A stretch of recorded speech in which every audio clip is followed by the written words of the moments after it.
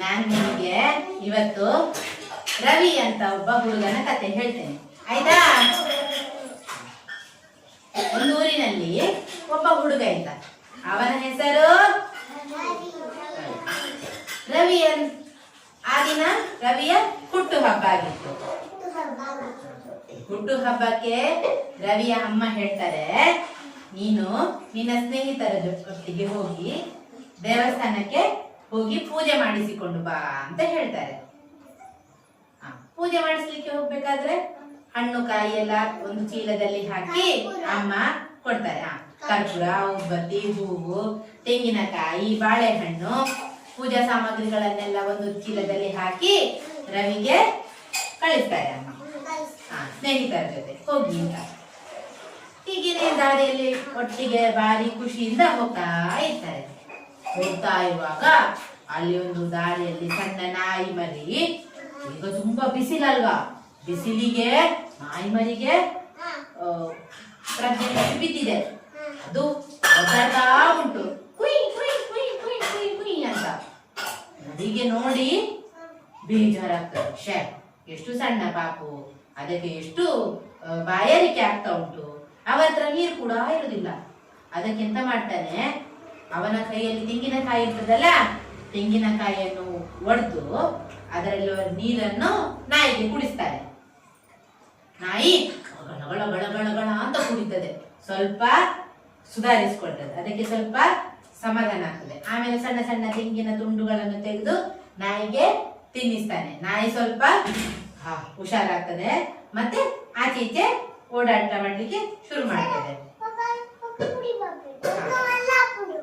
ಆಮೇಲೆ ರವಿ ಎಂತ ಮಾಡ್ತಾನೆ, ದೇವಸ್ಥಾನಕ್ಕೆ ಹೋಗ್ತಾನೆ. ದೇವಸ್ಥಾನಕ್ಕೆ ಹೋಗುವಾಗ ತೆಂಗಿನಕಾಯಿ ಇಲ್ಲ, ಯಾಕಂದ್ರೆ ಅವನು ದಾರಿಯಲ್ಲಿ ತೆಂಗಿನಕಾಯಿಯ ನೀರನ್ನು ಹೊಡೆದು ನಾಯಿ ಮನೆಗೆ ಕೊಟ್ಟದಲ್ವಾ. ಪೂಜೆಗೆ ತೆಂಗಿನಕಾಯಿ ಇಲ್ಲ.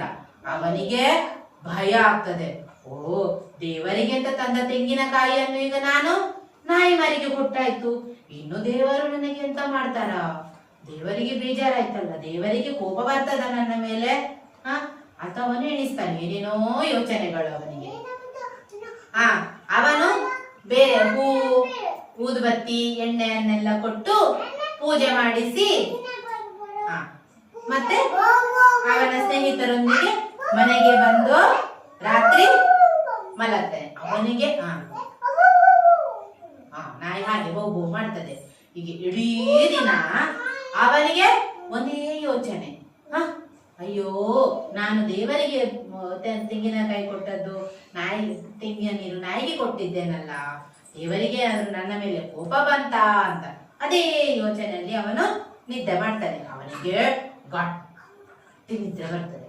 ನಿದ್ರೆಯಲ್ಲಿ ಅವನಿಗೆ ಕನಸು ಬೀಳ್ತದೆ. ಕನಸಲ್ಲಿ ದೇವರು ಬರ್ತಾರೆ. ದೇವರು ಬಂದು ಹೇಳ್ತಾರೆ, ರವಿ, ನಿನಗೆ ಹುಟ್ಟು ಹಬ್ಬದ ಶುಭಾಶಯಗಳು. ನೀನು ತೆಂಗಿನಕಾಯಿ ನನಗೆ ತರಲಿಲ್ಲ ಅಂತ ನನಗೇನು ಬೇಜಾರಿಲ್ಲ. ನೀನು ಎಲ್ಲರಿಗಿಂತ ಒಳ್ಳೆಯ ಕೆಲಸವನ್ನೇ ಮಾಡಿದ್ದೀಯಾ. ಆ ನಾಯಿ ಮರಿ ನೀನು ಕೊಟ್ಟ ನೀರಿನಿಂದ ಬದುಕುಳಿಯಿತು. ಇದೇ ದೊಡ್ಡ ಪುಣ್ಯದ ಕೆಲಸ. ಅರ್ಥಾಯ್ತಾ? ಯಾರಿಗಾದ್ರೂ ನಮ್ಮ ಕಣ್ಣೆದುರಿಗೆ ಯಾರಾದ್ರೂ ಕಷ್ಟದಲ್ಲಿದ್ರೆ ಅವರಿಗೆ ಸಹಾಯ ಮಾಡಿದ್ರೆ ಇದುವೇ ನನಗೆ ಅತ್ಯಂತ ಇಷ್ಟವಾದ ಪೂಜೆ ಅಂತ ದೇವರು ಹೇಳಿ ದೇವರು ಆಶೀರ್ವಾದ ಮಾಡಿ ಹೋಗ್ತಾರೆ. ಆಮೇಲೆ ರವಿಗೆ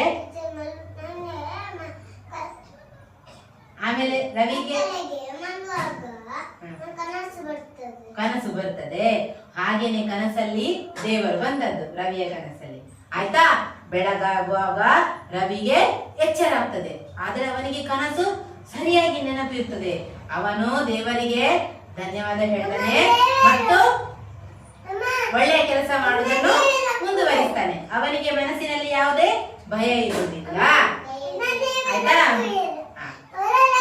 ಕರುಣೆ, ಪ್ರೀತಿ, ಅಹಿಂಸೆ ಇದೇ ಮೊದಲಾದ ಪೂಜೆಯನ್ನು